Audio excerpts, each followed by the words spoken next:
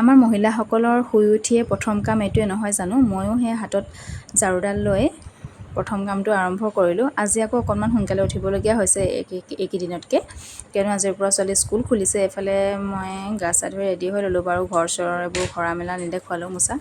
এফালে আহি পেলাই তুলসীত পানী দি লৈছোঁ। আজি চাওকচোন ৰাতিপুৱা বতৰটো বৰষুণ। তাৰপিছতে এইফালে ধূপো লগাই ল'লোঁ। ছোৱালীক আকৌ লৰালৰিকৈ উঠাই লৈছোঁ, তাই উঠিবলৈ মন নাই। নুঠিলেনো কেনেকৈ হ'ব। আচলতে এমাহ দেৰিলৈকে শুলে যিহেতু, এতিয়া অকণমান সোনকালে উঠিবলগীয়া তাই অকণমান দিগদাৰ পাইছে। তাৰপিছতে এইফালে বিচনা চিচনা ৰেডি কৰিলোঁ। তাই আৰু উঠাই মেলি চিধা আনি গা চা ধুৱাই ৰেডি কৰিহে আনি লৈছোঁ আৰু, মানে উঠাটো দেৰি কৰে অকণমান, সেইকাৰণে। তাৰপিছতে এইফালে আইতাক ভাত অকণমান খুৱাই দিছে। খাবলৈ তাই মন নাই, যিহেতু ৰাতিপুৱা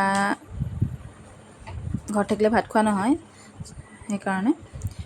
এইফালে টিফিনটো ৰেডি কৰি ল'লোঁ। তাৰপৰা ময়ো ওলাই মেলি চাহ একাপ খাই লৈছোঁ। এইফালে মায়ে চাহ খাই লৈছে। পকৰীয়ে সৈতে চাহকণ খাই ল'লোঁ আৰু।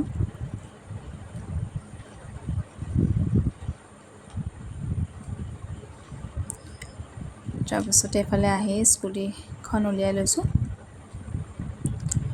লগতে আকৌ এই ছাগলীজনীক ঘাঁহ অকণমান দি থৈ যাওঁ বুলি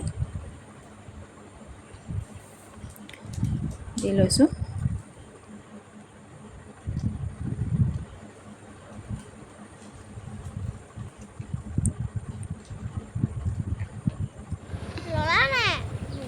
উঠা তাই ওলাই মেলি ৰেডি হ'ল। উঠা নাই তুমি বহুত দিলা নহয়, ভাবিব পাৰে। চাই লোৱা। তাৰপৰা আমি যাবলৈ ওলালোঁ।